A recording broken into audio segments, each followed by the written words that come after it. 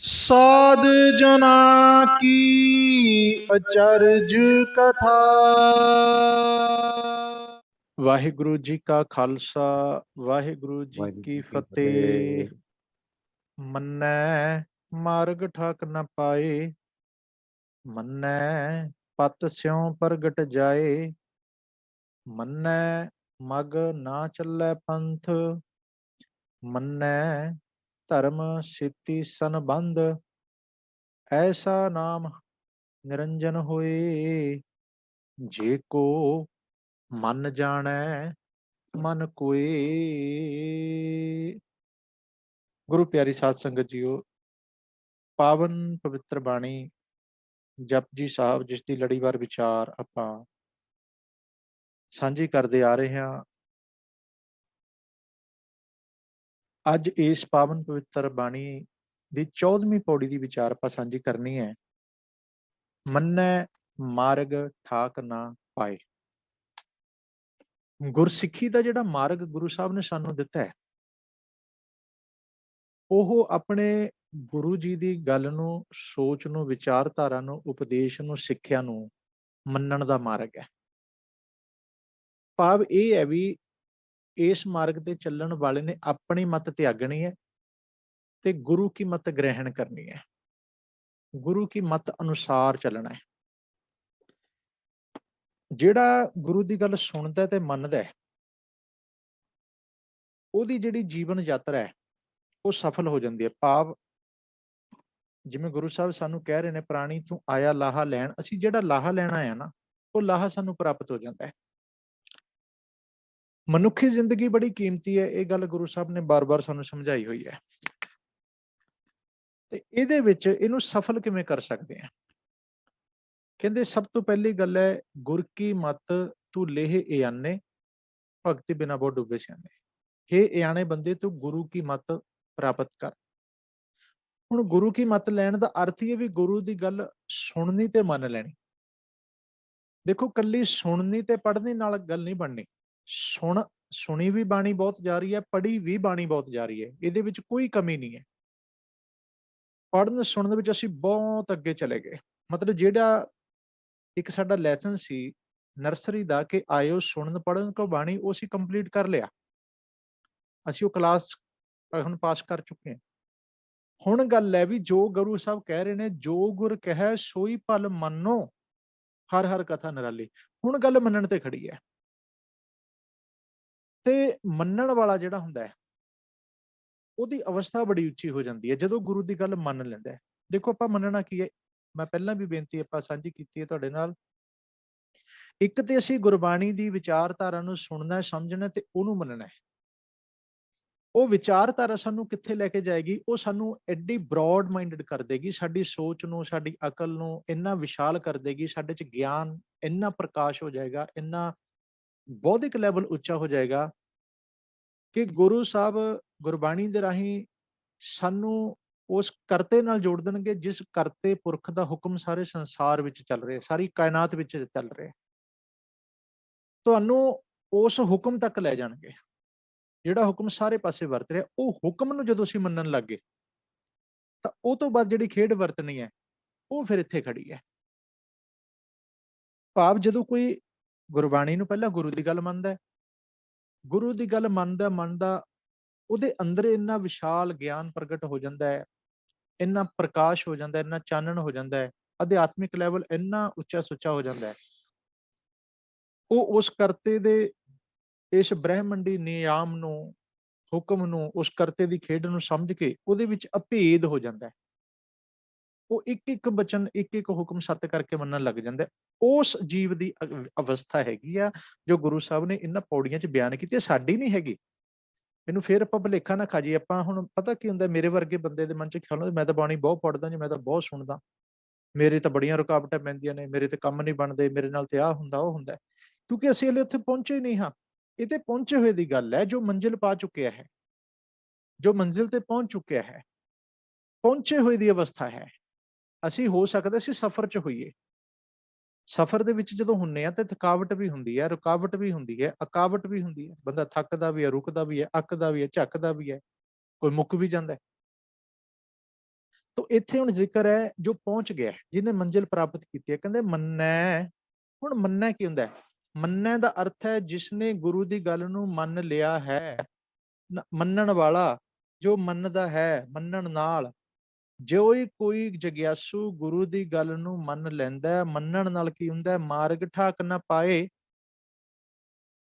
ਉਹਦਾ ਜਿਹੜਾ ਮਾਰਗ ਹੈ ਉਹਦੇ ਵਿੱਚ ਉਹਨੂੰ ਕੋਈ ਰੁਕਾਵਟ ਨਹੀਂ ਪੈਂਦੀ।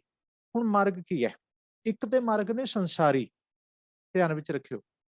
ਸੰਸਾਰੀ ਮਾਰਗ ਨੇ, ਆਪਾਂ ਸੰਸਾਰ ਵਿੱਚ ਤੁਰੇ ਜਾਂਦੇ ਹਾਂ, ਸਰੀਰ ਕਰਕੇ ਅਸੀਂ ਤੁਰੇ ਫਿਰਦੇ ਹਾਂ ਸੰਸਾਰ 'ਚ। ਕਈ ਤਰ੍ਹਾਂ ਦੀਆਂ ਰੁਕਾਵਟਾਂ ਆ ਜਾਂਦੀਆਂ ਨੇ, ਕਈ ਵਿਘਨ ਪੈ ਜਾਂਦੇ ਨੇ।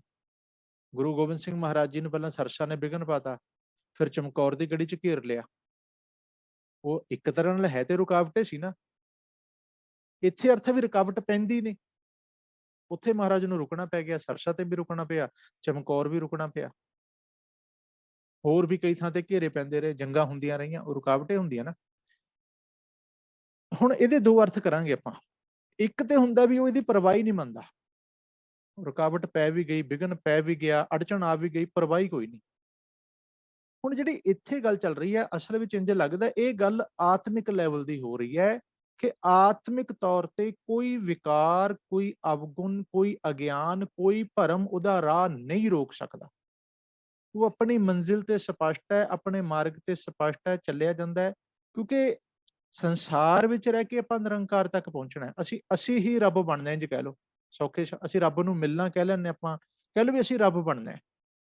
ਮਿਲਣਾ ਬਣਨਾ ਇੱਕੋ ਹੀ ਗੱਲ ਹੈ। ਹੁਣ ਉਹਦੇ ਵਿੱਚ ਸਭ ਤੋਂ ਵੱਡੀ ਰੁਕਾਵਟ ਹੈ ਸਰੀਰ ਕਰਕੇ। ਰੁਕਾਵਟ ਕੋਈ ਬਹੁਤੀ ਰੁਕਾਵਟ ਨਹੀਂ ਹੁੰਦੀ, ਵੱਡੀ ਵੱਡੀ ਰੁਕਾਵਟ ਸਾਡੀ ਸੋਚ ਕਰਕੇ ਹੈ। ਅਧਿਆਤਮਿਕ ਲੈਵਲ ਤੇ ਮਨ ਦੀ ਰੁਕਾਵਟ ਵੱਡੀ ਹੈ। ਮਨ ਦਾ ਰੁਕ ਜਾਣਾ। ਮਨ ਕਿੱਥੇ ਰੁਕਦਾ? ਹੁਣ ਮਨ ਰੁਕਦਾ ਭਰਮ ਵਿੱਚ।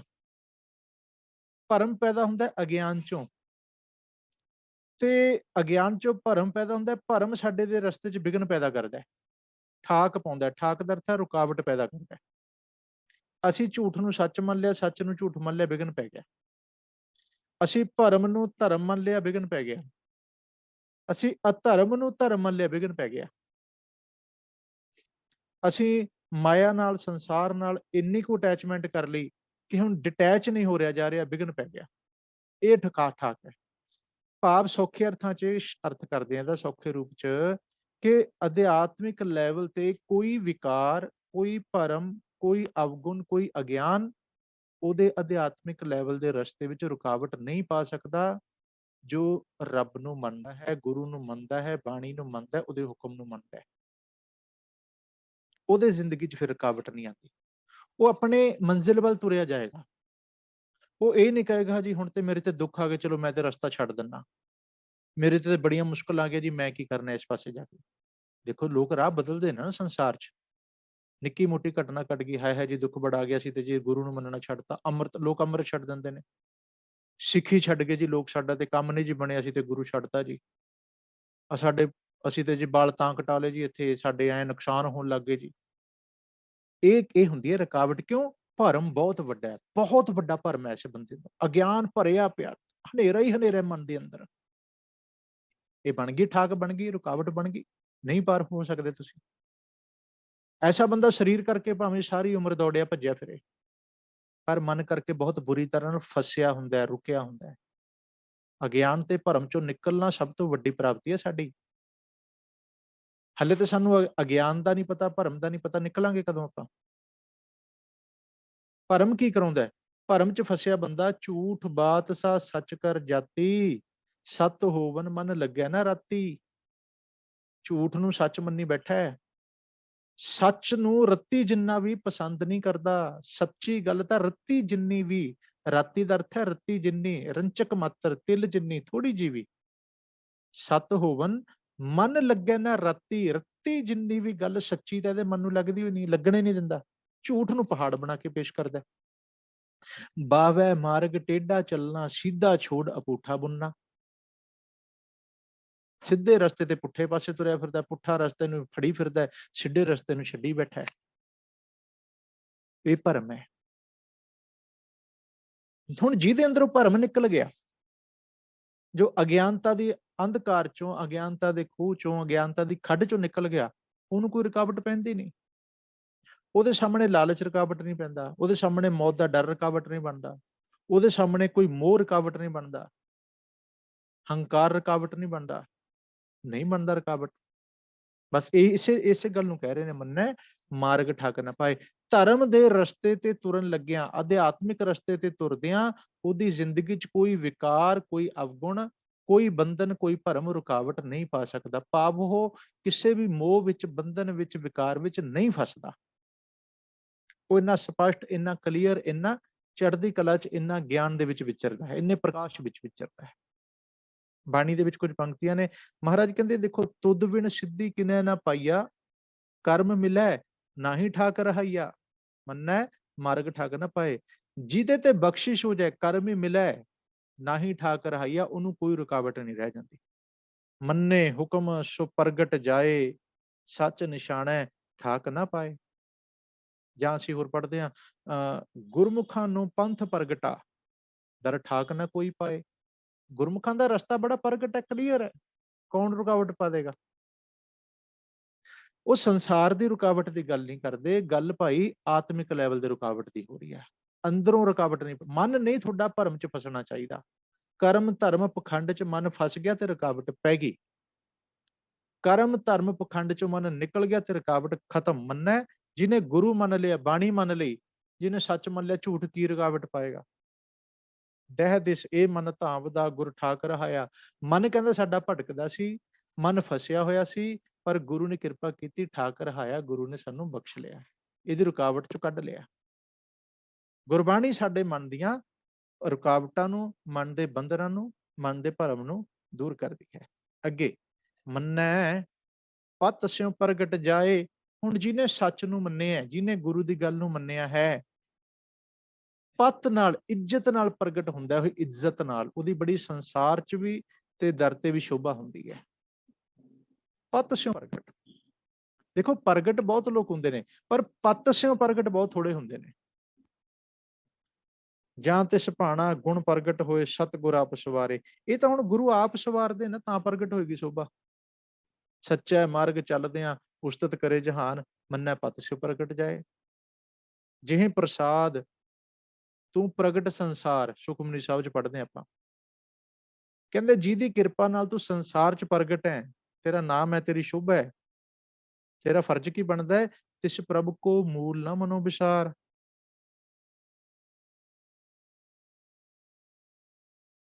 ਆਠ ਪਹਿਰ ਜਨ ਹਰ ਹਰ ਜਪੈ, ਹਰ ਕਾ ਭਗਤ ਪ੍ਰਗਟ ਨਹੀਂ ਛਪੈ। ਭਗਤ ਸਦਾ ਹੀ ਪ੍ਰਗਟ ਹੁੰਦਾ ਹੈ, ਉਹਨੂੰ ਕੋਈ ਛੁਪਾ ਨਹੀਂ ਸਕਦਾ, ਲੁਕਾ ਨਹੀਂ ਸਕਦਾ। ਜਦੋਂ ਵਕਤ ਆਉਣਾ ਹੈ, ਭਗਤ ਜੇ ਲੁਕਣਾ ਵੀ ਚਾਹੇਗਾ, ਲੁਕ ਨਹੀਂ ਸਕਦਾ। ਕਿਉਂ? ਰਤਨ ਲੁਕਾਇਆ ਲੁਕੈ ਨਾਹੀ, ਜੇ ਕੋ ਰੱਖੈ ਲੁਕਾਈ। ਗੁਰੂ ਤੇਗ ਬਹਾਦਰ 9ਵੇਂ ਪਾਤਸ਼ਾਹ ਬਾਬੇ ਬਕਾਲੇ ਦੀ ਧਰਤੀ ਤੇ ਜਦੋਂ ਭਾਈ ਮੱਖਣ ਸ਼ਾਹ ਲੁਬਾਣਾ ਨੇ ਪ੍ਰਗਟ ਕੀਤਾ ਗੁਰੂ ਦੇ ਰੂਪ 'ਚ ਉਹਨਾਂ ਨੂੰ, ਹੁਣ ਮਹਾਰਾਜ ਤਾਂ ਅੰਦਰ ਬੈਠੇ ਨੇ, ਉਹਨਾਂ ਦੀ ਤਾਂ ਇੱਛਾ ਨਹੀਂ ਸੀ, ਪਰ ਜਦੋਂ ਕਰਤੇ ਦਾ ਹੁਕਮ ਆ ਗਿਆ ਤੇ ਉਹ ਛੁਪੇ ਰਹਿਣ ਦੀ ਚਾਹ ਉਹਨਾਂ ਦੀ, ਪਰ ਹੁਕਮ ਨੇ ਉਹਨਾਂ ਨੂੰ ਪ੍ਰਗਟ ਕਰਤਾ। ਹਰ ਕਾ ਭਗਤ ਪ੍ਰਗਟ ਨਹੀਂ ਛਪੈ। ਭਗਤ ਨੂੰ ਜਦੋਂ ਗੁਰੂ ਪਰਮੇਸ਼ਰ ਨੇ ਪ੍ਰਗਟ ਕਰਨਾ, ਉਹਨੇ ਆਪ ਹੀ ਕਰ ਦੇਣਾ ਹੈ, ਪਰ ਵਕਤ ਆਉਣ ਤੇ, ਜਦੋਂ ਜਿਹਦੀ ਲੋੜ ਹੈ, ਉਹਨੂੰ ਆਪੇ ਹੀ ਸੱਚ ਪ੍ਰਗਟ ਕਰ ਲੈਂਦਾ ਹੈ। ਜਿਨ ਮਨ ਵਸਿਆ ਪਾਰ ਬ੍ਰਹਮ ਸੇ ਪੂਰੇ ਪ੍ਰਧਾਨ, ਤਿਨ ਕੀ ਸ਼ੋਭਾ ਨਿਰਮਲੀ ਪ੍ਰਗਟ ਭਈ ਜਹਾਨ। ਉਹਨਾਂ ਦੀ ਸ਼ੋਭਾ ਨਿਰਮਲ ਵੀ ਹੈ, ਇੱਜ਼ਤ ਵਾਲੀ ਹੈ, ਤੇ ਜਹਾਨ 'ਚ ਪ੍ਰਗਟ ਹੁੰਦੀ ਹੈ। ਤਾਂ ਗੁਰੂ ਸਾਹਿਬ ਕਹਿ ਰਹੇ ਨੇ, ਮੰਨੈ ਪਤ ਸਿਉ ਪ੍ਰਗਟ ਜਾਏ। ਦੇਖੋ ਜਿਵੇਂ ਭਗਤ ਨੇ ਸਾਰੇ, ਹੁਣ ਭਗਤ ਪਤ ਨਾਲ ਪ੍ਰਗਟ ਨੇ ਸਾਰੇ ਸੰਸਾਰ 'ਚ। ਹੁਣ ਪ੍ਰਗਟ ਸੰਸਾਰ 'ਚ ਔਰੰਗਜ਼ੇਬ ਵੀ ਹੈ, ਹਰਨਾਕਸ਼ ਵੀ ਹੈ, ਰਾਵਣ ਵੀ ਹੈ, ਕੰਸ ਵੀ ਹੈ, ਹਨਾ, ਤੁਹਾਡਾ ਜਹਾਂਗੀਰ ਹੈਗਾ, ਅਬਦਾਲੀ ਹੈਗਾ, ਜਾਂ ਇੰਦਰਾ ਹੈਗੀ ਆ, ਹੋਰ ਵੱਡੇ ਵੱਡੇ ਦੁਨੀਆ ਦੇ ਲੀਡਰ, ਚੰਗੇਜ਼ ਖਾਂ ਹੈਗਾ, ਹਲਾਕੂ ਹੈਗਾ, ਤੈਮੂਰ ਖਾਨ ਹੋਇਆ, ਮੀਰ ਮੰਨੂ ਹੋਇਆ, ਮੱਸਾ ਰੰਗੜ ਹੋਇਆ, ਪ੍ਰਗਟ ਤੇ ਵੀ ਨੇ। ਹਿਟਲਰ ਹੈ ਬਹੁਤ ਵੱਡਾ ਡਿਕਟੇਟਰ, ਪਰ ਇਹ ਇੱਜ਼ਤ ਨਾਲ ਪ੍ਰਗਟ ਤਾਂ ਨਹੀਂ ਨਾ ਹੈਗੇ। ਦੁਨੀਆ ਅੱਜ ਵੀ ਇਹਨਾਂ ਨੂੰ ਗਾਲਾਂ ਕੱਢਦੀ ਹੈ, ਨਿੰਦਦੀ ਹੈ, ਥੁੱਕਦੀ ਹੈ। ਲੋਕ ਚਾਹੁੰਦੇ ਨੇ ਵੀ ਇਹ ਬੰਦੇ ਕਦੇ ਸੰਸਾਰ 'ਚ ਦੁਬਾਰਾ ਆਣ ਹੀ ਨਾ। ਪਰ ਜਦੋਂ ਗੱਲ ਚੱਲਦੀ ਹੈ ਧਾਰਮਿਕ ਰੂਹਾਂ ਦੀ, ਧਰਮ ਨਾਲ ਜੁੜਿਆਂ ਦੀ, ਸਚਿਆਰਿਆਂ ਦੀ, ਤੇ ਦੁਨੀਆ ਤਰਸਦੀ ਹੈ ਵੀ ਇਹ ਜਾਣਨਾ ਤੇ ਜਾਂ ਬਾਰ-ਬਾਰ ਸੰਸਾਰ 'ਚ ਆਉਂਦੇ ਰਹਿਣ, ਸਾਡਾ ਭਲਾ ਹੋਵੇ। ਇਹਨੂੰ ਕਹਿੰਦੇ ਨੇ ਸੱਚੀ ਪਤ ਦਰਗਾ, ਹਰ ਦਰਗਾ ਪਤ ਸਿਉ ਜਾਏਂਦਾ। ਆ ਸੰਸਾਰ ਰੂਪੀ ਦਰਗਾਹ 'ਚ ਵੀ ਅਸੀਂ ਪ੍ਰਗਟ ਹੋਣਾ ਹੈ, ਭਾਵ ਪਤ ਨਾਲ। ਇੱਥੇ ਵੀ ਨਾ ਪਤ ਰਹਿੰਦੀ ਹੈ ਹਮੇਸ਼ਾ ਨਾਮ ਨਾਲ, ਇਹ ਧਿਆਨ 'ਚ ਰੱਖਣਾ ਆਪਾਂ ਨੇ। ਇੱਕ ਪੈਸੇ ਵਾਲੀ ਪੱਤ ਹੁੰਦੀ ਹੈ, ਜਿਹਨੂੰ ਬਾਣੀ ਕਹਿੰਦੀ ਹੈ ਮਾਇਆ ਵਾਲੀ ਪੱਤ, ਦੁਨਿਆਵੀ ਪੱਤ, ਸੰਸਾਰੀ ਪੱਤ। ਇੱਕ ਹੁੰਦੀ ਹੈ ਨਾਮ ਦੀ ਪੱਤ। ਜਦੋਂ ਦੁਨੀਆ ਦੀ ਪੱਤ ਦੀ ਗੱਲ ਕੀਤੀ, ਦੁਨੀਆ ਦੀ ਵਡਿਆਈ ਦੀ, ਸ਼ੋਭਾ ਦੀ, ਗੁਰੂ ਸਾਹਿਬ ਕਹਿੰਦੇ ਦੁਨੀਆ ਕੀਆਂ ਵਡਿਆਈਆਂ ਅੱਗੀ ਛੇਤੀ ਜਾਲ, ਇੰਨੀ ਜਲੀ ਨਾਮ ਵਿਸਾਰਿਆ, ਇੱਕ ਨਾ ਚੱਲੀ ਨਾਲ। ਪਰ ਜਦੋਂ ਅਧਿਆਤਮਿਕ ਲੈਵਲ ਦੀ, ਆਤਮਿਕ ਲੈਵਲ ਦੀ, ਸੱਚ ਨਾਲ ਜੁੜਨ ਦੀ ਪੱਤ ਦੀ ਗੱਲ ਕੀਤੀ, ਉਹ ਪੱਤ ਮੰਗੀ। ਕਹਿੰਦੇ ਹਰਜੂ ਰਾਖ ਲਿਓ ਪੱਤ ਮੇਰੀ, ਗੁਰੂ ਤੇਗ ਬਹਾਦਰ ਸਾਹਿਬ। ਜਨ ਨਾਨਕ ਕੀ ਲਜਪਾਤ ਗੁਰੂ ਹੈ। ਹਮ ਕਿਆ ਗੁਣ ਤੇਰੇ ਵਿਥਰਾ स्वामी तो परपारो राम राजे हर नाम सलाहे दिन रात हर लाज रखाए। तू लाज रखदा अपने भगतां दी, पैज रखदा। ਇਹ ਨਾ ਕਿਉਂ? ਕਿਉਂਕਿ ਉਹ ਸੱਚ ਨਾਲ ਜੁੜ ਕੇ ਚੱਲਦਾ ਹੈ, ਉਹ ਸੱਚ ਨੂੰ ਮੁੱਖ ਰੱਖ ਕੇ ਚੱਲਦਾ ਹੈ। ਆਮ ਬੰਦਾ ਝੂਠ ਨੂੰ, ਮਾਇਆ ਨੂੰ, ਦੁਨੀਆ ਨੂੰ ਮੁੱਖ ਰੱਖ ਕੇ ਚੱਲਦਾ ਹੈ। ਇੱਥੇ ਆ ਕੇ ਪੱਤ ਦਾ ਫਰਕ ਪੈ ਜਾਂਦਾ ਹੈ। ਇਸ ਲਈ ਜਿੰਨਾ ਚਿਰ ਦੇਖੋ ਆਪਾਂ ਸੰਸਾਰ ਨਾਲ ਜੁੜੇ ਹਾਂ, ਸਾਡੀ ਪੱਤ ਵੀ ਸੰਸਾਰ ਨਾਲ ਜੁੜੀ ਹੈ, ਮਾਇਆ ਨਾਲ ਜੁੜੀ ਹੈ। ਅਸੀਂ ਚਾਹਾਂਗੇ ਮੇਰਾ ਵੱਡਾ ਘਰ, ਮੇਰੀ ਪੱਤ ਰਹਿ ਜੇ, ਮੇਰੇ ਕੋਲ ਪੈਸਾ ਬਹੁਤ ਹੋਵੇ, ਮੇਰੀ ਪੱਤ ਰਹਿ ਜੇ, ਮੇਰੇ ਕੋਲ ਬ੍ਰਾਂਡਡ ਚੰਗੇ ਕੱਪੜੇ ਹੋਣ, ਮੇਰੀ ਪੱਤ ਰਹਿ ਜੇ, ਮੈਂ ਦੁਨੀਆ 'ਚ ਬਹੁਤ ਅਮੀਰ ਦਿਸਾਂ ਤਾਂ ਮੇਰੀ ਪੱਤ ਰਹਿ ਜੇ, ਹਨਾ। ਆਪਾਂ ਇੱਥੇ ਪੱਤ ਰੁਕੀ ਹੋਈ ਆ। ਭਗਤ ਜਿਹੜਾ ਹੁੰਦਾ ਹੈ, ਉਹ ਕਹਿੰਦਾ ਵੀ ਇਹਨਾਂ ਚੀਜ਼ਾਂ 'ਚ ਪੱਤ ਹੁੰਦੀ ਨਹੀਂ। ਉਹ ਕਹਿੰਦਾ ਮੇਰੇ ਕੋਲ ਨਾਮ ਹੈ, ਸੱਚ ਹੈ, ਤਾਂ ਮੇਰੀ ਪੱਤ ਹੈ। ਜੇ ਪੱਲੇ ਸੱਚ ਹੈ ਤੇ ਪੱਤ ਹੈ, ਜੇ ਸੱਚ ਨਹੀਂ ਤਾਂ ਪੱਤ ਵੀ ਕੋਈ ਨਹੀਂ। ਹਰ ਭਗਤਾਂ ਕੀ ਜਾਤ ਪੱਤ ਹੈ, ਭਗਤਾਂ ਦੀ ਜਾਤ ਪੱਤ ਹਰੀ ਹੁੰਦਾ ਹੈ। ਉਹ ਪੱਤ ਹੈ ਜਿਹੜੀ ਫਿਰ ਉਹ ਕਦੀ ਵੀ ਛਪ ਨਹੀਂ ਸਕਦੀ, ਉਹਨੂੰ ਕੋਈ ਲੁਕਾ ਨਹੀਂ ਸਕਦਾ, ਔਰ ਉਸ ਪੱਤ ਨੂੰ ਕੋਈ ਮੈਲਾ ਵੀ ਨਹੀਂ ਕਰ ਸਕਦਾ। ਅਸੀਂ ਸੰਸਾਰ 'ਚ ਅਕਸਰ ਕਹਿੰਦੇ ਹਾਂ ਬੰਦਾ ਬੇਪੱਤ ਹੋ ਗਿਆ, ਬੇਇੱਜ਼ਤ ਹੋ ਗਿਆ, ਇਨਸਲਟ ਹੋ ਗਈ। ਸੱਚ ਦੀ ਕਦੀ ਇਨਸਲਟ ਨਹੀਂ ਹੋਇਆ ਕਰਦੀ, ਭਗਤ ਦੀ ਕਦੀ ਇਨਸਲਟ ਨਹੀਂ ਹੁੰਦੀ।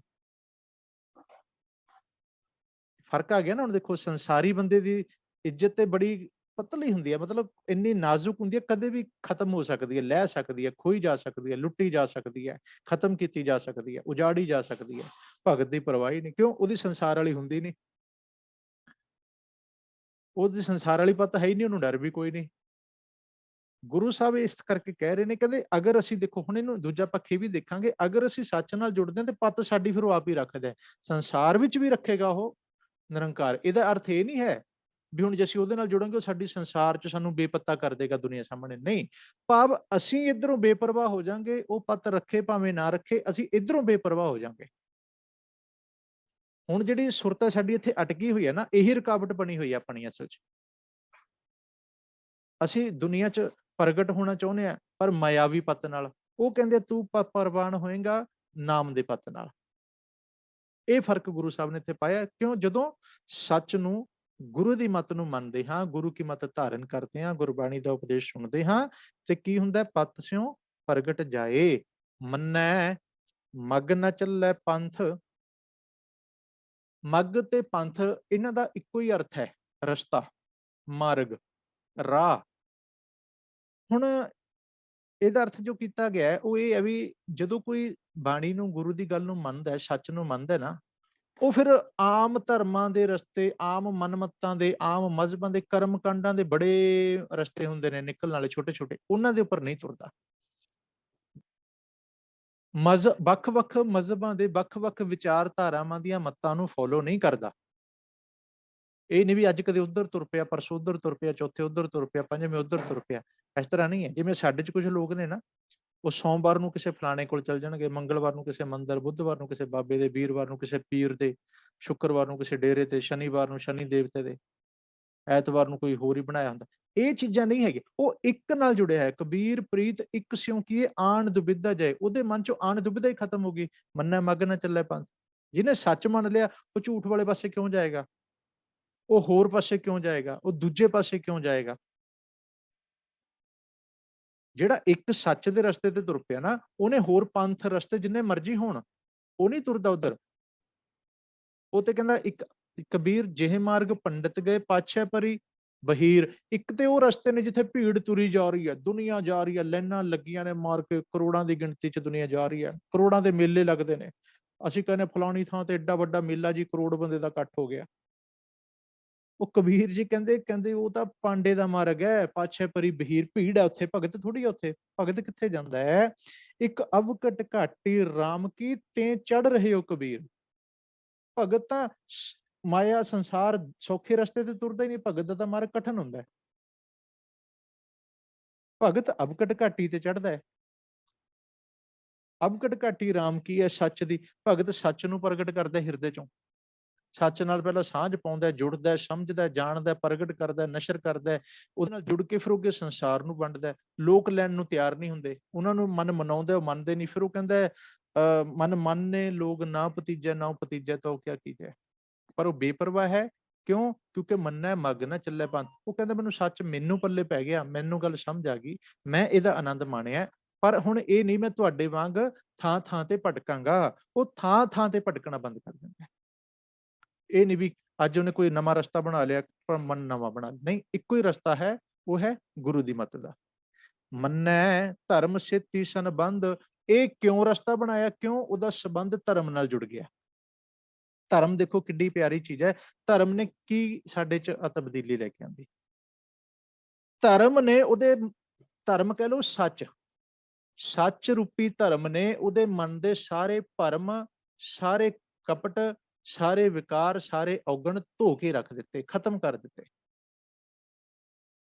ਧਰਮ, ਧਰਮ ਅਸਲ ਚ ਦੇਖੋ ਧਰਮ ਇੱਕੋ ਹੀ ਹੁੰਦਾ। ਧਰਮ ਸੇਤੀ ਸੰਬੰਧ, ਸੇਤੀ ਮੀਨਸ ਨਾਲ, ਉਹਦਾ ਸੰਬੰਧ ਹੀ ਧਰਮ ਨਾਲ ਬਣ ਗਿਆ। ਬਾਬਾ ਫਰੀਦ ਜੀ ਨੇ ਦੀ ਵਿਆਖਿਆ ਕੀਤੀ ਹੈ, ਉਹ ਕਹਿੰਦੇ ਫਰੀਦਾ ਸੌਰੀ, ਬੋਲੀਏ ਸੱਚ ਧਰਮ, ਝੂਠ ਨਾ ਬੋਲੀਏ, ਜੋ ਗੁਰ ਦੱਸੈ ਵਾਟ ਮੁਰੀਦਾਂ ਜੋਲੀਏ। ਸੱਚ ਬੋਲਣਾ ਹੀ ਧਰਮ ਹੁੰਦਾ ਹੈ। ਬੋਲੀਏ ਸੱਚ, ਧਰਮ ਇਹ ਧਰਮ ਹੈ।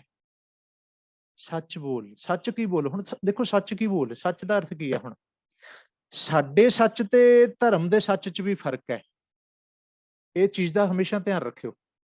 ਸਾਡਾ ਸੱਚ ਮੈਲਾ ਵੀ ਹੋ ਸਕਦਾ, ਸਾਡਾ ਸੱਚ ਝੂਠਾ ਵੀ ਹੋ ਸਕਦਾ ਹੈ, ਸਾਡੇ ਸੱਚ ਪਿੱਛੇ ਕੋਈ ਮਾਇਆ ਦਾ ਸਵਾਰਥ ਵੀ ਹੋ ਸਕਦਾ ਹੈ, ਸਾਡੇ ਸੱਚ ਬੋਲਣ ਪਿੱਛੇ ਕੋਈ ਲਾਲਚ ਵੀ ਹੋ ਸਕਦਾ, ਕੋਈ ਡਰ ਹੋ ਸਕਦਾ ਹੈ, ਕੋਈ ਹੰਕਾਰ ਹੋ ਸਕਦਾ ਹੈ। ਇਹ ਫਰਕ ਹੈ ਸੱਚ ਦਾ। ਸੱਚ ਨੂੰ ਇਹ ਨਾ ਸਮਝੀ ਵੀ ਸੱਚ ਮਤਲਬ ਜੋ ਮੈਂ ਕਹਤਾ ਸੱਚ ਹੈ। ਸੱਚ ਦੀ ਵਿਆਖਿਆ ਬੜੀ ਕਮਾਲ ਹੈ, ਗੁਰੂ ਸਾਹਿਬ ਨੇ ਸੱਚ ਤੇ ਕਿਹਾ ਨਾ। ਹੁਣ ਇੱਕ ਸੱਚ ਗੁਰੂ ਸਾਹਿਬ ਬੋਲ ਰਿਹਾ ਜਿਹੜਾ ਬਰਦਾਸ਼ਤ ਨਹੀਂ ਹੋ ਰਿਹਾ ਸਰਕਾਰਾਂ ਤੋਂ, ਸਮੇਂ ਤੋਂ, ਬਾਦਸ਼ਾਹਾਂ ਤੋਂ, ਸੱਚ ਅਸੀਂ ਵੀ ਕਹਿੰਦੇ ਆ। ਫਰਕ ਕੀ ਹੈ ਫਿਰ? ਉਹ ਫਰਕ ਇਹ ਸਮਝਣਾ ਆਪਾਂ ਨੇ। ਸੱਚ ਦਾ ਸੱਚ ਹੈ ਨਾ ਜਿਹੜਾ ਸੱਚ, ਹੁਣ ਅਸੀਂ ਗੁਰੂ ਵਾਲਾ ਸੱਚ ਬੋਲਣਾ, ਗੁਰਬਾਣੀ ਵਾਲਾ ਸੱਚ ਬੋਲੋ। ਗੁਰੂ ਸਾਹਿਬ ਕਹਿੰਦੇ ਹੁਣ ਉਹ ਸੱਚ ਕੌਣ ਬੋਲਦਾ ਹੈ? ਜਿਸ ਦੇ ਅੰਦਰ ਸੱਚ ਹੈ ਸੋ ਸੱਚਾ ਨਾਮ ਮੁਖ ਸੱਚ ਅਲਾਏ। ਆਹ ਸੱਚ ਬੋਲੀ ਆਪਾਂ। ਹੁਣ ਇਹ ਸੱਚ ਕੌਣ ਬੋਲੂ? ਕਹਿੰਦੇ ਜਿਸ ਦੇ ਅੰਦਰ ਸੱਚ ਹੈ, ਜਿਹਦੇ ਅੰਦਰ ਇਹ ਸੱਚ ਪ੍ਰਗਟ ਹੋਇਆ ਹੋਏਗਾ। ਅੰਦਰ ਸੱਚ ਸਾਰਿਆਂ ਦਾ ਹੀ ਹੈ। ਇੱਥੇ ਅਰਥ ਹੈ ਵੀ ਜਿਹਨੇ ਆਪਣੇ ਅੰਦਰ ਸੱਚ ਪ੍ਰਗਟ ਕਰ ਲਿਆ, ਜਾਂ ਜਿਹੜਾ ਆਪਣੇ ਅੰਦਰਲੇ ਸੱਚ ਨਾਲ ਜੁੜ ਗਿਆ। ਜਿਸ ਦੇ ਅੰਦਰ ਸੱਚ ਹੈ, ਨਾਲ ਹੀ ਇਹਨੂੰ ਏਦਾਂ ਇੱਕ ਜਿਵੇਂ ਆਪਾਂ ਕਹਿੰਦੇ ਹੁੰਦੇ ਇਹਦਾ ਅਰਥ ਇਹ ਕਰ ਲਓ, ਜਿਸ ਦੇ ਅੰਦਰ ਸੱਚ ਪ੍ਰਗਟ ਹੈ ਸੋ ਸੱਚਾ ਨਾਮ ਮੁਖ ਸੱਚ ਅਲਾਏ। ਉਹ ਆਪਣੇ ਮੁਖਾਰ ਬਿੰਦ ਤੋਂ ਸੱਚਾ ਨਾਮ ਬੋਲਦਾ ਹੈ। ਸੱਚੇ ਨਾਮ ਦਾ ਅਰਥ ਹੈ ਵੀ ਉਹ ਸੱਚ ਬੋਲਦਾ ਹੈ। ਉਹ ਕਿਸੇ ਰਾਜੇ ਨੂੰ ਵੀ ਕਹਿ ਸਕਦਾ ਹੈ, ਬਾਬਰ ਨੂੰ ਵੀ ਕਹਿ ਸਕਦਾ ਵੀ ਤੂੰ ਜਾਬਰ ਹੈ। ਉਹ ਔਰੰਗਜ਼ੇਬ ਨੂੰ ਕਹਿ ਸਕਦਾ ਵੀ ਤੂੰ ਕਾਤਲ ਹੈ, ਗੁਨਾਹਗਾਰ ਹੈ। ਉਹ ਵੱਡੇ ਤੋਂ ਵੱਡੇ ਦੁਨੀਆ ਦੇ ਸ਼ਹਿਨਸ਼ਾਹ ਨੂੰ, ਚੱਕਰਵਰਤੀ ਨੂੰ ਵੀ ਉਹਦੇ ਝੂਠ ਦਾ ਸ਼ੀਸ਼ਾ ਦਿਖਾ ਸਕਦਾ ਹੈ। ਉਹਨੂੰ ਨਾਮ ਨਾਲ ਜੋੜ ਸਕਦਾ, ਉਹਨੂੰ ਧਰਮ ਦੀ ਸਿੱਖਿਆ ਦੇ ਸਕਦਾ। ਆਪਾਂ ਤੇ ਹਲੇ ਇੱਥੇ ਤੁਰੇ ਨਹੀਂ ਹੈਗੇ, ਅਸੀਂ ਤੇ ਸੱਚ ਬੋਲਣ ਤੋਂ ਡਰਦੇ ਹਾਂ। ਆ ਹੁਣ ਕੁਦਰਤੀ ਗੱਲ ਹੈ, ਅੱਜ ਕੁਦਰਤੀ ਆ, ਸੁਭਾਵਿਕ, ਮੇਰੇ ਖਿਆਲ ਚ ਸਭ ਨੂੰ ਪਤਾ ਹੀ ਲੱਗ ਗਿਆ ਹੋਣਾ ਸ਼ਾਇਦ। 6 ਵਜੇ ਗਾਣਾ ਰਿਲੀਜ਼ ਹੋਇਆ ਸਿੱਧੂ ਮੂਸੇਵਾਲੇ ਦਾ, SYL। ਹਾਲਾਂਕਿ ਉਹ ਸੰਸਾਰ ਦਾ ਸੱਚ ਹੈ ਇੱਕ, ਵੀ ਸਾਡਾ ਦੁਖਾਂਤ ਹੈ ਇੱਕ। ਉਸ ਬੰਦੇ ਨੇ ਦੁਖਾਂਤ ਆਪਣਾ ਫਰੋਲਿਆ, ਆਪਣੇ ਦਿਲ ਦਾ ਵਾਵਰੋਲਾ ਫਰੋਲਿਆ, ਤੇ ਇਸ ਟਾਈਮ ਕਹਿਰ ਮਚਿਆ ਪਿਆ। ਤੁਸੀਂ ਪੰਜਾਬ 'ਚ ਤੁਸੀਂ ਕਿਸੇ ਨੂੰ ਫੋਨ ਕਰੋ, ਹਰ ਬੰਦਾ ਇਸ ਟਾਈਮ ਉਹਦਾ ਗਾਣਾ ਸੁਣ ਰਿਹਾ। ਕਿਉਂ? ਕਹਿੰਦੇ ਵੀ ਐਡਾ ਇਹ ਸੱਚ ਜਿਹੜਾ ਇਹਨੇ ਇਸ ਗਾਣੇ 'ਚ ਬੋਲ ਦਿੱਤਾ, ਇਹ ਤਾਂ ਸਾਡੇ ਲੀਡਰਾਂ ਨੇ ਨਹੀਂ ਬੋਲਿਆ ਅੱਜ ਤੱਕ। ਇਹ ਸੱਚ ਤਾਂ ਪੱਥਰ ਪਾੜ ਰਿਹਾ। ਹੁਣ ਲੋਕ ਇਹ ਕਹਿ ਰਹੇ ਨੇ, ਕਹਿੰਦੇ ਇਹ ਗਾਣਾ ਹੀ ਇਹਦੇ ਕਤਲ ਦੀ ਵਜ੍ਹਾ ਬਣਿਆ। ਗੈਂਗਸਟਰਾਂ ਦਾ ਸਿਰਫ ਮੋਢਾ ਵਰਤਿਆ ਗਿਆ, ਪਿੱਛੇ ਚੱਲਣ ਵਾਲੀਆਂ ਬੰਦੂਕਾਂ ਹੋਰ ਨੇ। ਕਿਉਂ? ਕਿਉਂਕਿ ਅਸਲ 'ਚ ਉਹਨਾਂ ਨੂੰ ਪਤਾ ਸੀ ਵੀ ਜੋ ਗੱਲ ਇਹ ਬੰਦਾ ਬੋਲ ਰਿਹਾ, ਜਿੱਥੇ ਗੱਲ ਜਾ ਰਹੀ ਹੈ, ਇਹ ਤਾਂ ਬੜਾ ਵੱਡਾ ਖਤਰਾ ਪੈਦਾ ਕਰ ਸਕਦੀ ਹੈ। ਪਰ ਐਸਾ ਸੱਚ ਤਾਂ ਫਿਰ ਬੇਪਰਵਾਹ ਹੋ ਕੇ ਬੋਲਿਆ ਜਾਂਦਾ ਹੁੰਦਾ ਹੈ। ਹਾਲਾਂਕਿ ਇਹ ਸੰਸਾਰ ਦਾ ਸੱਚ ਹੈ ਇੱਕ ਤਰ੍ਹਾਂ ਨਾਲ, ਪਰ ਇਹ ਸੱਚ ਬੋਲਣ ਵਾਸਤੇ ਵੀ ਹਿੰਮਤ ਚਾਹੀਦੀ ਹੈ। ਹੁਣ ਬੋਲੂਗਾ ਉਹ ਜਿਹੜਾ ਜਿਸਦੇ ਅੰਦਰ ਸੱਚ ਹੋਊਗਾ। ਮਤਲਬ ਸੱਚ ਕਿਸ ਰੂਪ 'ਚ ਤੁਹਾਡੇ ਅੰਦਰ ਪ੍ਰਗਟ ਹੋ ਜਾਏ, ਤੁਹਾਨੂੰ ਕਿਹੜੀ ਦਲੇਰੀ ਦੇ ਦਿੰਦਾ ਹੈ ਸੱਚ, ਤੁਹਾਨੂੰ ਦੁਨੀਆ ਵੱਲੋਂ ਕਿੰਨਾ ਬੇਪਰਵਾਹ ਕਰ ਦਿੰਦਾ ਹੈ, ਕਿੰਨੇ ਆਨੰਦ 'ਚ ਲੈ ਜਾਂਦਾ ਹੈ। ਪਰ ਪਰਵਾਹ ਹੀ ਨਹੀਂ ਕੋਈ ਉੱਥੇ, ਸਚਿਆਰੇ ਨੂੰ ਕਿਸ ਗੱਲ ਦੀ ਪਰਵਾਹ ਹੈ। ਰੰਗ ਹੱਸੈ ਰੰਗ ਰੋਵੈ ਚੁੱਪ ਪੀ ਕਰ ਜਾਹੇ, ਪਰਵਾਹ ਨਾਹੀ ਕਿਸੈ ਕੇਰੀ ਬਾਝ ਸੱਚੇ ਨਾਹਾ। ਗੁਰੂ ਨਾਨਕ ਸਾਹਿਬ ਨੂੰ ਕੋਈ ਪਰਵਾਹ ਨਹੀਂ ਕਿਸੇ ਦੀ, 10ਵੇਂ ਪਾਤਸ਼ਾਹ ਨੂੰ ਕੋਈ ਪਰਵਾਹ ਨਹੀਂ। ਹੁਣ 10ਵੇਂ ਪਾਤਸ਼ਾਹ ਦੇ ਪਹਾੜੀ ਰਾਜੇ ਦੁਸ਼ਮਣ ਨੇ, ਔਰੰਗਜ਼ੇਬ ਦੁਸ਼ਮਣ ਹੈ ਉਹਨਾਂ ਦਾ, ਦੋਨਾਂ ਦਾ ਨਹੀਂ। ਉਹ ਲੋਕ ਗੁਰੂ ਸਾਹਿਬ ਨਾਲ ਦੁਸ਼ਮਣੀ ਪਾ ਕੇ ਬੈਠੇ ਨੇ। ਕਿਉਂ ਪਾ ਕੇ ਬੈਠੇ ਨੇ, ਕਦੀ ਸੋਚਿਆ ਇਸ ਗੱਲ ਨੂੰ? ਹੁਣ ਜੇ ਅਸੀਂ ਆਮ ਗੱਲ ਕਰੀਏ ਵੀ ਗੁਰੂ ਸਾਹਿਬ ਤਾਂ ਧਰਮ ਦੀ ਗੱਲ ਕਰਦੇ ਨੇ, ਉਹ ਤਾਂ ਨਾਮ ਜਪਾਉਂਦੇ ਆ, ਬਾਣੀ ਪੜ੍ਹਨ ਦੀ ਗੱਲ ਕਰਦੇ ਨੇ, ਭਗਤੀ ਕਰਨ ਦੀ ਗੱਲ ਕਰਦਾ ਗੁਰੂ ਘਰ। ਗੁਰੂ ਘਰ ਤਾਂ ਕਿਸੇ ਦੀ ਜ਼ਮੀਨ ਨਹੀਂ ਦੱਬਦਾ, ਕਿਸੇ ਦਾ ਰਾਜ ਨਹੀਂ ਖੁੰਦਾ। ਫਿਰ ਇਹ ਪਹਾੜੀ ਰਾਜੇ, ਔਰੰਗਜ਼ੇਬ, ਫਲਾਣਾ ਟਿਕਾਣਾ ਕਿਉਂ ਦੁਸ਼ਮਣ ਬਣੇ ਹੋਏ ਨੇ ਬਈ? ਗੱਲ ਇਹੀ ਸੀ ਵੀ ਗੁਰੂ ਸਾਹਿਬ ਸੱਚ ਬੋਲਦੇ ਸੀ। ਉਹ ਕੱਲੀ ਮਾਲਾ ਫੜ ਕੇ ਨਹੀਂ ਸੀ ਬੈਠੇ ਉੱਥੇ। ਉਹ ਅਖੰਡ ਕੀਰਤਨ ਨਹੀਂ ਸੀ ਕਰਾ ਰਹੇ ਵੀ ਰਾਤ ਨੂੰ ਅੱਖਾਂ ਮੀਚ ਕੇ ਬਹਿ ਜਾਓ, ਸਾਰੀ ਰਾਤ ਬੈਠੇ ਰਹੋ ਤੇ ਸਵੇਰੇ ਉੱਠ ਕੇ ਦੇਖੋ ਕੀ ਹੋਇਆ। ਨਹੀਂ, ਉਹ ਕਹਿੰਦੇ ਸੀ ਵੀ ਪਾਂਡੇ ਤੁਮਰੀ ਗਾਇਤਰੀ ਲੋਧੇ ਕਾ ਖੇਤ ਖਾਤੀ ਥੀ, ਪਾਂਡੇ ਤੁਮਰਾ रामचंद सोपी आवत देखा था, रावण छेती सरबर हुई घर की जोए गवाए थी, हिंदू वन्ना तुर्कू काना दोहां ते ज्ञानी सियाणा। आ तकलीफ सी, सच बोलिया सी। झूठ ना बोल पांडे सच कही है, हम मैं जाए शब्द कर लही है। ਆ ਗੱਲਾਂ ਬੋਲੀਆਂ ਸੀ। ਸੱਚ ਬੋਲ ਵੀ ਤੂੰ ਦੁਨੀਆ ਨੂੰ ਪਖੰਡਾਂ 'ਚ ਪਾ ਰਿਹਾ, ਭਰਮਾਂ 'ਚ ਪਾ ਰਿਹਾ, ਵਹਿਮਾਂ 'ਚ ਪਾ ਰਿਹਾ, ਮਨੁੱਖਾ ਜਨਮ ਨੂੰ ਬਰਬਾਦ ਕਰ ਰਿਹਾ। ਤੂੰ ਪਖੰਡਾਂ ਨੂੰ, ਝੂਠ ਨੂੰ ਸੱਚ ਬਣਾ ਕੇ ਪੇਸ਼ ਕਰ ਰਿਹਾ। ਤੂੰ ਅਧਿਆਤਮਿਕ ਜੀਵਨ ਦਾ ਘਾਤ ਕਰ ਰਿਹਾ। ਤੂੰ ਲੋਕਾਂ ਦਾ ਖੂਨ ਪੀ ਰਿਹਾ। ਤੂੰ ਧਰਮੀ ਨਹੀਂ ਹੈ। ਸਭ ਤੋਂ ਵੱਧ ਤਕਲੀਫ ਪਾਂਡੇ ਨੂੰ ਹੋਈ ਹੈ। ਮੁਗਲਾਂ ਨੂੰ ਤਕਲੀਫ ਹੋਰ ਸੀਗੀ। ਉਹਨਾਂ ਨੂੰ ਧਰਮ ਦੇ ਨਾਂ ਤੇ ਤਕਲੀਫ ਨਹੀਂ ਸੀ ਮੁਗਲਾਂ ਨੂੰ। ਧਰਮ ਦੇ ਨਾਂ ਤੇ ਪਖੰਡ ਜਿਨ੍ਹਾਂ ਨੇ ਫੈਲਾਏ ਸੀ, ਉਹਨਾਂ ਨੂੰ ਤਕਲੀਫ ਹੋਈ। 5ਵੇਂ ਪਾਤਸ਼ਾਹ ਨੂੰ ਤਾਂ ਗੱਦੀ ਤੇ ਬਿਠਾਇਆ, ਤੱਤੀ ਤਵੀ ਤੇ ਬਿਠਾਇਆ। 10ਵੇਂ ਪਾਤਸ਼ਾਹ ਨੂੰ ਕਿਉਂ? ਕਿਉਂ ਘੇਰਾ ਪੈ ਗਿਆ? ਕਹਿੰਦੇ ਜੇ ਇਹ ਇੱਥੇ ਰਹਿ ਗਏ, ਸਾਡਾ ਪਖੰਡ, ਸਾਡੀਆਂ ਦੁਕਾਨਾਂ, ਸਾਡਾ ਧਰਮ ਸਭ ਨਾਸ ਹੋ ਜੂ, ਸਭ ਖੰਭਲਾ ਕੇ ਉੱਡ ਜੂ, ਸਭ ਭਰਮ ਦਾ ਪੱਜ ਜਿਹੜਾ ਬਣਾਇਆ ਹੈ, ਉਹ ਦੁਕਾਨਦਾਰੀ ਸਾਡੀ ਝੂਠ ਦੀ ਬੰਦ ਹੋ ਜੂ। ਦੁਨੀਆ ਇਹਨਾਂ ਨਾਲ ਜੁੜਨ ਲੱਗ ਗਈ, ਲੋਕ ਸਿੱਖ ਬਣਨ ਲੱਗ ਗਏ, ਦੁਨੀਆ ਅੰਮ੍ਰਿਤ ਛਕ ਗਈ, ਲੋਕਾਂ ਨੇ ਵਹਿਮ ਭਰਮ ਛੱਡਤੇ, ਪੰਡਤ ਬੁਲਾਉਣਾ ਛੱਡਤਾ, ਪੁਰੋਹਿਤ ਬੁਲਾਉਣੇ ਛੱਡਤੇ। ਨਹੀਂ, ਗੱਲ ਤੇ ਇਹਨਾਂ ਦੇ ਮਗਰ ਫਿਰਦੇ ਸੀ, ਮੁਹਤਾਜ ਬਣੇ। ਕਿਉਂ ਸੀ? ਕਿਉਂਕਿ ਗੁਰੂ ਸਾਹਿਬ ਸੱਚ ਬੋਲਣ ਲੱਗ ਗਏ, ਉਹਨਾਂ ਨੇ ਸੱਚ ਪ੍ਰਗਟ ਕੀਤਾ। ਕਹਿੰਦੇ ਰੱਬ ਤੁਹਾਡੇ ਅੰਦਰ ਹੈ, ਸੱਚ ਤੁਹਾਡੇ ਅੰਦਰ ਹੈ, ਪਰਮੇਸ਼ਰ ਤੁਹਾਡੇ ਅੰਦਰ ਹੈ, ਗੁਰੂ ਤੁਹਾਡੇ ਅੰਦਰ ਹੈ, ਸਭ ਕੁਝ ਤੁਹਾਡੇ ਅੰਦਰ ਹੈ। ਤੁਸੀਂ ਕਿੱਥੇ ਮਿੱਟੀ ਦੇ ਪੁਤਲੇ ਮਗਰ ਲੱਗੇ ਫਿਰਦੇ ਹੋ? ਉਹ ਵੀ ਜਿਹੜੇ ਜ਼ਾਤ ਪਾਤ ਤੇ ਵੰਡੀਆਂ ਪਾਉਂਦੇ ਨੇ, ਛੂਤ ਛਾਤ ਤੇ ਵੰਡੀਆਂ ਪਾਉਂਦੇ ਨੇ, ਕਰਮਾਂ ਦੇ ਨਾਲ ਬੰਦੇ ਦਾ ਨਾਂ ਲੈ ਕੇ ਪਿੱਟਦੇ ਨੇ, ਹਨਾ। ਜਿਹੜੇ ਰੱਬ ਦੀ ਬਣਾਈ ਹੋਈ, ਪਰਮੇਸ਼ਰ ਦੀ ਸਰਬ ਕਲਾਕ੍ਰਿਤ, ਜਿਹੜੀ ਸਭ ਤੋਂ ਉੱਚੀ ਸੁੱਚੀ ਕ੍ਰਿਤ, ਭਾਵ ਜਿਹੜੀ ਸਭ ਤੋਂ ਸੋਹਣੀ ਕ੍ਰਿਤ ਮਨੁੱਖ ਹੈ, ਉਹਦੇ ਵਿੱਚ ਵੰਡੀਆਂ ਪਾ ਰਹੇ ਨੇ, ਤਾਂ ਲਹੂ ਪੀ ਰਹੇ ਨੇ ਤੁਹਾਡਾ। ਉਹ ਪਬਲਿਕ ਜਾਗ ਰਹੀ ਹੈ, ਲੋਕ ਸੁਚੇਤ ਹੋ ਰਹੇ ਨੇ, ਦੁਨੀਆ ਨੂੰ ਗਿਆਨ ਹੋ ਰਿਹਾ। ਉਹਨਾਂ ਦੀਆਂ ਦੁਕਾਨਾਂ ਬੰਦ ਹੋ ਗਈਆਂ, ਉਹਨਾਂ ਨੂੰ ਤਾਂ ਫਿਕਰ ਪੈਣਾ ਹੀ ਸੀਗਾ। ਝੂਠ ਤਾਂ ਚੱਲਦਾ ਹੀ ਮਾਇਆ ਨਾਲ ਹੈ, ਦੁਕਾਨ ਨਾਲ ਹੈ। ਉਹਨਾਂ ਨੇ ਇਕੱਠੇ ਹੋ ਕੇ ਫਿਰ ਇਹ ਸਾਰਾ ਪਹਾੜੀ ਰਾਜਿਆਂ ਨੂੰ ਜਾ ਕੇ ਕਿਹਾ ਵੀ ਆਹ ਖਤਰਾ ਪੈਦਾ ਹੋ ਗਿਆ। ਪਹਾੜੀ ਰਾਜੇ ਫਿਰ ਬਹਾਨਾ ਲੱਭਣ ਲੱਗ ਗਏ। ਫਿਰ ਉਹਨੇ ਦੇਖਿਆ ਸਾਡੇ ਨਾਲ ਨਹੀਂ ਗੱਲ ਬਣਦੀ, ਉਹਨਾਂ ਨੇ ਔਰੰਗਜ਼ੇਬ ਕਿੱਥੇ ਜਾ ਕੇ ਪਲੈਨਿੰਗ ਕੀਤੀ। ਕਿਉਂ? ਗੱਲ ਕਿੱਥੇ ਹੈ ਵੀ ਇਹ ਸਚਿਆਰਾ ਕਿਉਂ ਆ ਗਿਆ ਸਾਡੇ 'ਚ?